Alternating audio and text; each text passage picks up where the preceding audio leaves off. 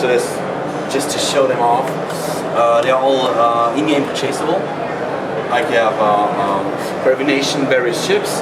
If you change the nation, you can see more that were created by Great Britons, by Germans, and so on. Here's the aircraft selection. You can buy various plane models and equip them to your ship, as well as officers. I will go back to this in a minute. And also armor, and you can even remodel your ships. Like if you have a smaller ship, you could basically remodel it to really focus on progression in your way. Like if you remodel it to a more weapon type, it will do a bit more damage, but it will have less armor than a ship that was remodeled for armor, of course. This is the captain's overview. If a player starts the game, he will create a captain, which reflects as the main avatar. He will gain levels while you're playing. You can specialize him, for example, on weapons support, special aviation and command, which all have a certain impact on how you are able to play the game. Like if you spend a lot of points on weapons, for example, you'll be able to hire more officers for weapon operations, which will hire your damage, your range, even your fire rate. Supportive roles will be able to repair or higher the speed of your engine and so on, while special abilities like sonar or submerging with submarines,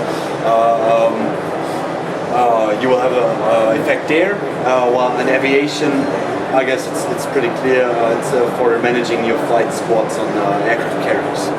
Therefore, players can really focus on playing a certain role in the matches, which makes a lot of sense, since the balancing compared to the first game was really rebalanced. We have a rock, paper, scissors now, which is like a battleship like this. Actually cannot equip anything to defend itself against submarines. So if you have a submarine, which is a glass cannon with a pretty low HP and pretty low armor, but with pretty high damage, you can just submerge and go invisible behind the enemy lines, get up and kill the big destroyers. Therefore, you have to have in your fleet a really balanced gameplay with smaller ships that are equipped with sonar, to really focus on everything and to really secure your fleet. I will just step in-game now, show you some in-game scenes. It's a mission created for the Gamescom, so it's pretty basic and pretty easy to see. And I will just explain you a bit more how to handle the ship, since also this is pretty hardcore. As you can see, we have a bird's eye perspective. We can freely use the camera, zoom in, zoom out, as you could expect, and this is just a brief briefing of the mission.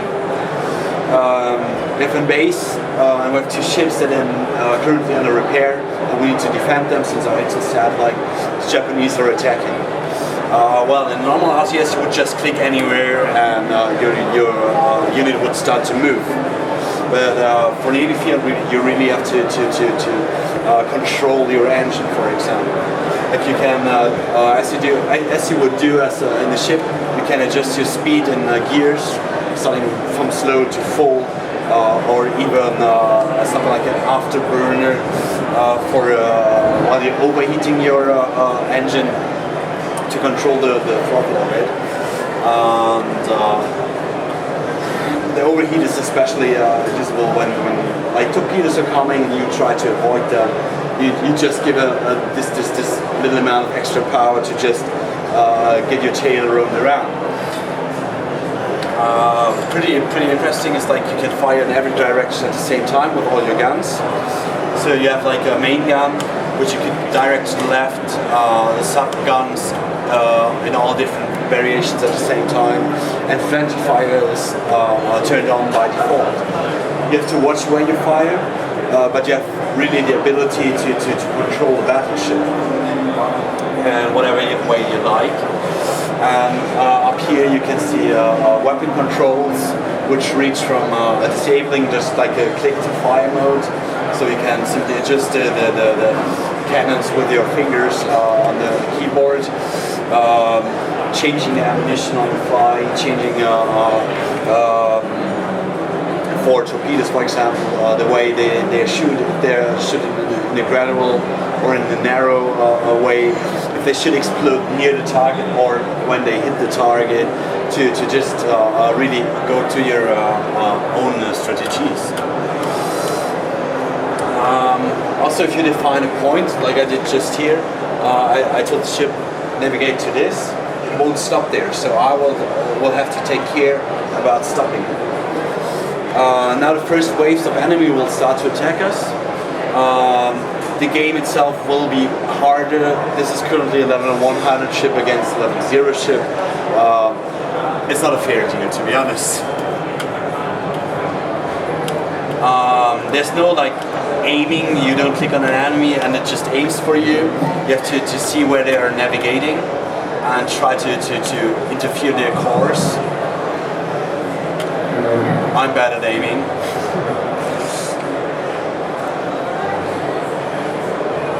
But if I would hit them, you could see why it's called a battleship. And since we are controlling the base up here, we just gained another ability that will be used in strategical ways. We have up down there like a tactical map, which shows you in things that are currently under the fog of war. But you have air support, which basically unveils part of the map. Or if you don't like the ships there, you could call your tactical bombers, which will pretty much clean up everything there, as you just see. You will be able to this is only available to the fleet commander. So if somebody starts a room, the highest level player or the host will get this commander status, and he will be up in charge to really get some tactical backup for the other ships that are controlled by each player. We're featuring up to 64 players on one map, which really leads into large-scale battle situations. We're now waiting for 25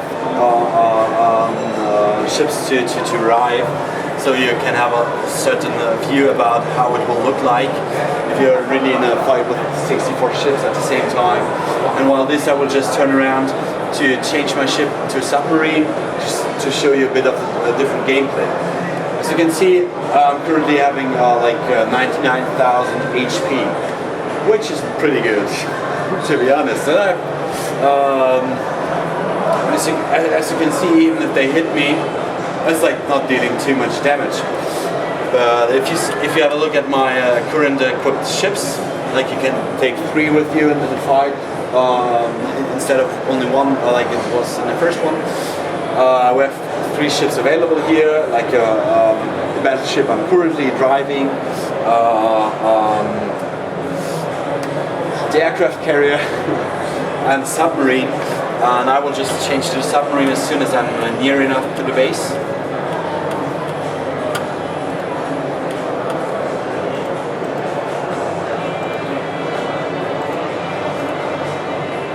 And I will just take these ones out.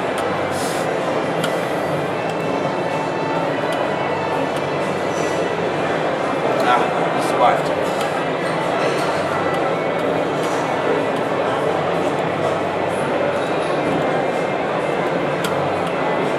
Now we can change the unit.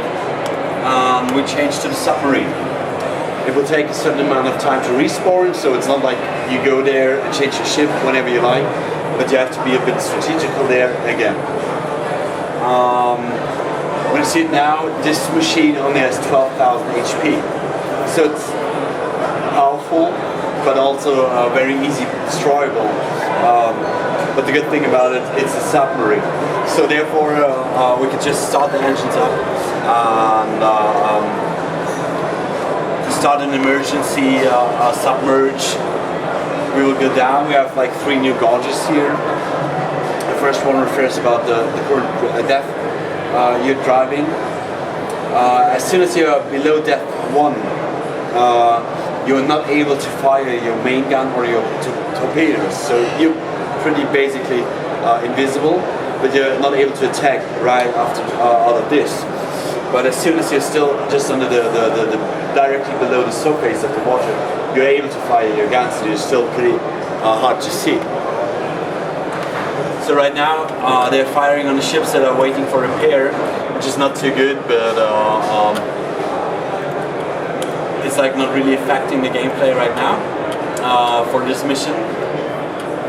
We get some backup here from some of our ships, and there are really like more ships coming up. We will wait for a Japanese ship called Yamato, which is also a battleship. It's pretty well known also through animes, for example. There's a Battleship Yamato anime, which is pretty good.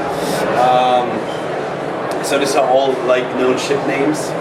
Also, when you play a certain nation, the radio reports will be in the language of the nation you're playing. So basically, we can change the screen text. The US Navy will always respond in English. Japanese guys in Japanese. French will reply in French, and so on and so on, to just give a bit more atmosphere into the game. Now we have the Yamato here. We're pretty far away. We're there. We just have to fire up the machines a bit. It's too slow. But now, as you can see, there are like the ships going up here, and we are just cruising like in the middle of them. And they currently cannot see us since nobody is firing up their sonar, which I could do. And then see enemy submarines that could come up right now. Now I will just start to go back to the surface, and then I could fire a torpedo at this machine here. Yeah. So this is basically the presentation. If you have some time, you could try it on your own. Also later on the BTC booth, which is basically all 8. It's really worth a visit since it's like really huge. You can also see the PvP there. We don't have 64 people to play it right now, otherwise we would love to show off some PvP content. It's available, but not here due to like one-on-one fights are pretty boring. It's a fleet game.